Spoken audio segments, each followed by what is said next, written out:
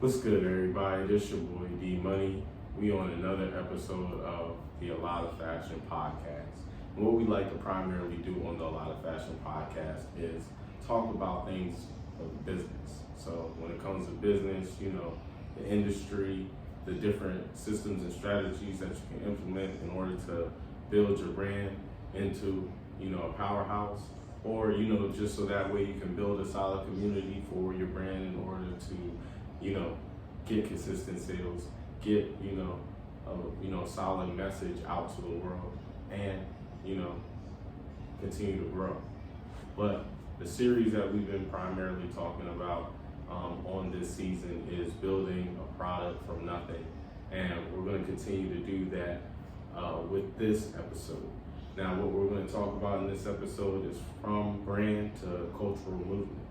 Now, the goal is not to sell, but to influence. Brands that, shape the culture last. They build, from lasting moments that, people can relate to, and products and services that can actually help and even shape their lives. Culture builds longevity for your brand. It's not where you're not, your main goal is just to make money. Your main goal is to make an impact. Number one is move beyond the product. A lot of brands that are out here nowadays are just focusing on selling a t-shirt or, selling a few low marginal, products, so that way they can, make a high profit margin, and that's about it. There's no real, focus even with the content that they post, just so that way, they can make that money. There's no education, there's no, real, I guess you can say, movement behind what they're doing. So the main goal is, when you're trying to build a brand of, culture, you want to start out with things like events, small events. You don't have to do something, large, but as long as it has a vibe and it connects with the people, you're going to do pretty well. Do community, events as well, community outreach things, so that way you can tap in with the community with your brand, whether it's just giving out free samples of your, product, or, if you have a service type brand, you're tapping into, different things that the community likes that is relatable to what your brand message is. Then, you can collaborate with other brands as well too. It's very important to collaborate with other brands that have the same message, because not only are you going to be able to tap into their community, but also you're going to have somebody that is going to amplify your message even more. So, number two is become a voice. Speak on real life situations. People are only going to relate to real life situations because they're the ones living it every day, if not you as well. So your experiences, your story, the brand message that you're building your story from is all going to relate to somebody out there, because they're going through some of the same things you're going through. Nobody's situations are bigger than nobody else's. It's just a matter of the type of situation that each person is going through. So definitely speak on your life, speak on your experiences, and speak on how you were able to elevate from those experiences, because it's going to help somebody someday. Stand on something meaningful. There's a lot of different movements out here. There's a lot of different problems that people are facing on a day-to-day basis, whether it's financially, whether it's, politically, whether it's, just on, social norms and issues.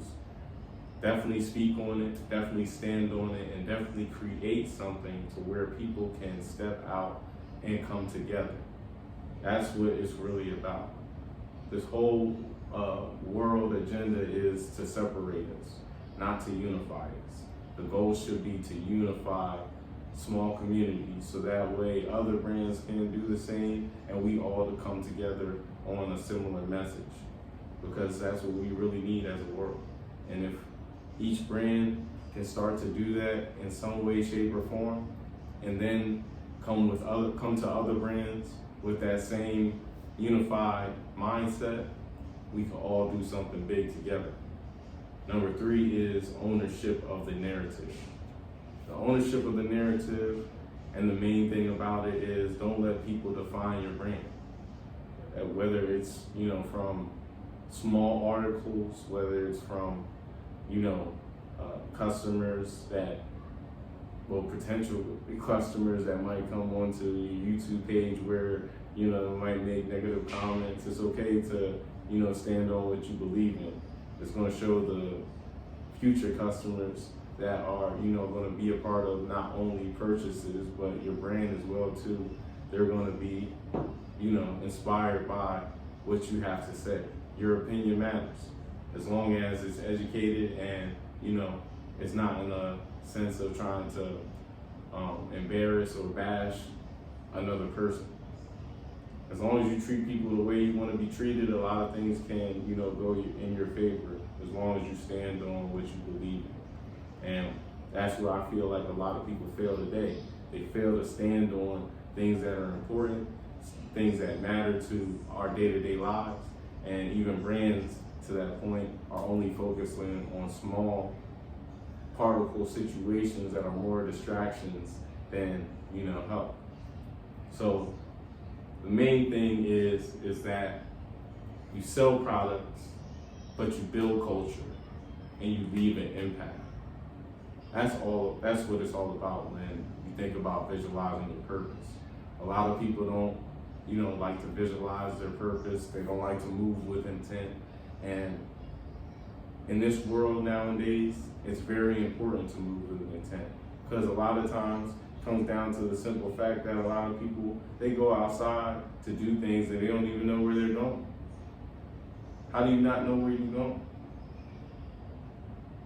Start visualizing your purpose and everything will come to fruition. All it takes is a solid plan, research and execution, and all your dreams will come to fruition. Keep visualizing. I'm out.